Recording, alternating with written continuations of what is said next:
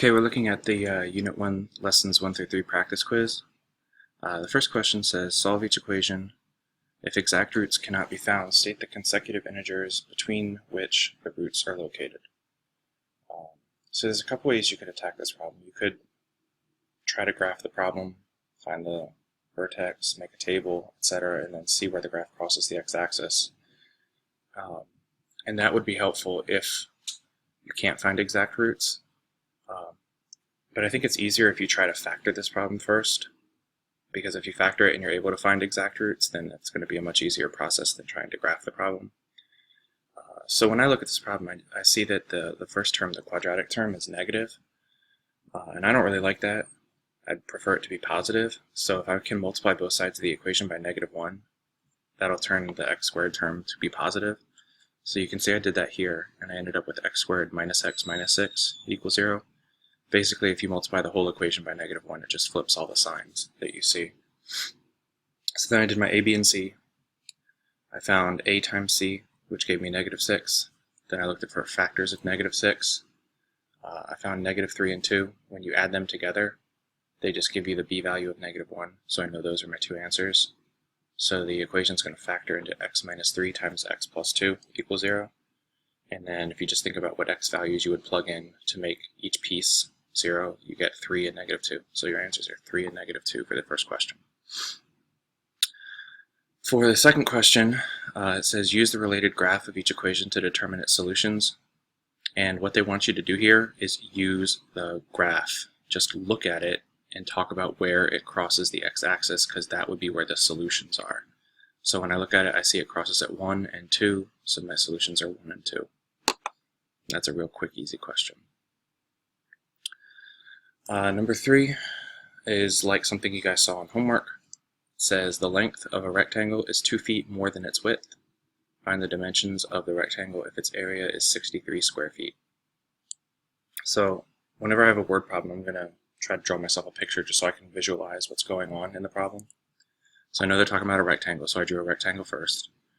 And they talk about the length and the width. And they say that the length is 2 feet more than the width. So they're giving us the length in terms of the width. So that means I want to use W for the width. I don't know what the width is, but it's going to be W. And then the length is 2 feet more than that, so it's W plus 2. So that helps me label the problem. Then the second sentence says to find the dimensions of the rectangle if the area is 63. So the area is the key word here. You know that when you have a rectangle, the area is the base times the height, or the length times the width, depending on what you want to talk about. But basically you have to multiply these two sides together, and the answer is going to be 63. So I started off with W times W plus 2. I distributed the W and got W squared plus 2W. Then I brought the 63 over to the left side, so it becomes negative. And then from here, I did A, which is 1 times C, -63, and I got -63. I split that up into 9 and -7 as my two factors, because if I add them, I get the b value of +2. Then I plugged them straight in the formula, W plus 9 and W minus 7, and then solving for each individual piece, you get -9 and +7. For your answers for the possible widths, you should remember that you can't have a negative width, so the -9 doesn't make sense here. The 7 is the answer that makes sense. So that means the width is 7, and the length up here would be whatever what W plus 2 is. And if W is 7, 7 plus 2 obviously is 9. So the width is 7 and the length is 9 on this rectangle. And it's not written here, but make sure you have it written that way if you see a problem like this on the actual test. Going on to number 4. Number 4 says we need to solve the equation by factoring. So we see that we have, in the first thing, we have A is 1, B is -16, C is 64. But rather than just doing A, B, and C, I noticed before I started the problem that this is a perfect square, it's x times x, and 64 is also a perfect square, it's 8 times 8. So it's going to follow the pattern of one of the perfect square trinomials, and because this is a minus sign, it's the one that has a minus in it. And I know that this thing factors into A minus B quantity squared. So really all I have to do is find what thing gives me x squared, what value, and I already said it was x, and what value when I square it gives me 64, so b squared is 64, that means b is 8. And then you plug x and 8 in here for a and b, you get x minus 8 squared equals 0. You set it equal to 0 because that's solving it. And then what number minus 8 gives me 0? Well, 8 gives me 0, so my one solution this time is 8. Question 5. You have x squared plus 3x plus 2 equals 0. We're going to again solve it by factoring.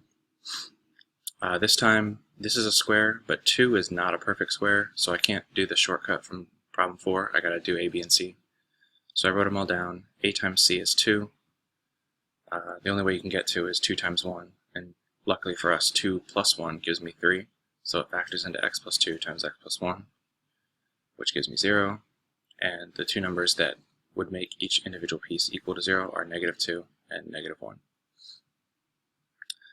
Number 6 is another shortcut problem. I noticed that c squared is a perfect square, it's c times c. 49 is a perfect square, it's 7 times 7. So this one is following the pattern for the difference of squares, a squared minus b squared. And I know that factors into a plus b times a minus b. So over here, my a value is c, my b value is 7. So this is just c plus 7 times c minus 7. It just says factor it, we don't have to solve it. Once you factored it, you're done. Question 7, another word problem. It says, from 4 feet above a swimming pool, Susan throws a ball upward with a velocity of 32 feet per second. The height, h of t, of the ball t seconds after Susan throws it is given by the equation h of t equals -16 t squared plus 32t plus 4. For time t greater than or equal to 0, for time greater than 0, find the maximum height reached by the ball and the time that this height is reached. So they give us a whole bunch of information. I drew a picture, she's 4 feet above a pool, she throws the ball up in the air, comes down, and hits the pool at some point. But for this one, because they give us the equation, it's not really crucial that you have a picture, but if you need a picture, it might help you understand what's going on. The key here is that they want us to find the maximum for the equation and the time that it happens. So you can see here that time is like our x variable and height is like our y variable.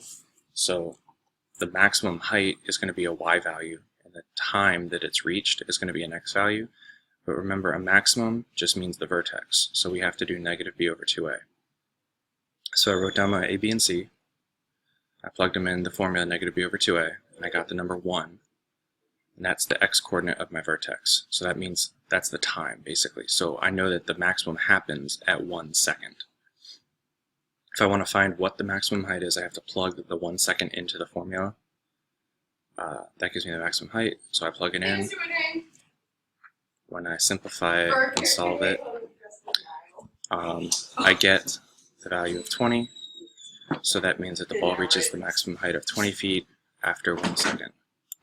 Okay, looking now at question 8. It says, complete parts A through C for each quadratic function. Part A, find the y-intercept, the axis of symmetry, and the x-coordinate of the vertex. Part B, make a table of values that includes the vertex. Part C, use that information to graph the function. So for part A, first thing I'm going to do is find the y-intercept. Oh, the equation right here is x squared minus 8x plus 15. The easy thing about the y-intercept is it's just the c value, 15. So over here I just said y-intercept is 0, 15. The axis of symmetry and the x-coordinate of the vertex are basically the same number, so what you have to do to get them, again, is -b over 2a. So I took the values from here. A is 1, b is -8, c is 15. Plugged them in. I got 4. So that means the x-coordinate of the vertex is 4, and the axis of symmetry equation is x equals 4. So right now I know the vertex is 4 comma something. To figure out the something, I got to plug 4 in. I did that over here. When I did, I got the value of -1. I'm going to use that to make my table for part B. So part B, I'm putting 4 in the middle right here. X value of 4, Y value of -1. You got to put in X and Y when you make the table in the real quiz. And then I went to the left, so I have 3 and 2, and to the right I have 5 and 6.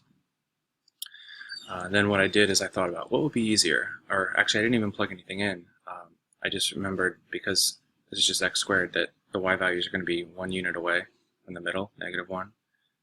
And since a is positive, I'm going up 1 unit, so -1 plus 1 is 0. So the values for 3 and 5 are both going to be 0. And when I go 2 spaces away from 4 to 6 or from 4 to 2, the y values are going to be 4 units away. So I did -1 plus 4, and I got 3. So at 2, my y value is 3, and at 6, my y value is also 3. I explained that a little bit down here. I used the 5 points, put them over here, graphed them, and so we can see from here, if they had asked us about the solutions will be at 3 and 5, because that's when it crosses the x-axis. And last question, number 9, says write a quadratic equation in standard form with the given roots. Your roots you're given are -5 and 8. Again, the process for writing an equation, if you know the roots, is you set up 2 sets of parentheses and you put x minus for each one, and then you plug in your number. So we have x minus the -5, and then x minus the 8. Simplify 2 negatives gives you a positive. From here, you just FOIL. When you FOIL, you get x squared minus 3x minus 40 equals 0. And that's the whole quiz.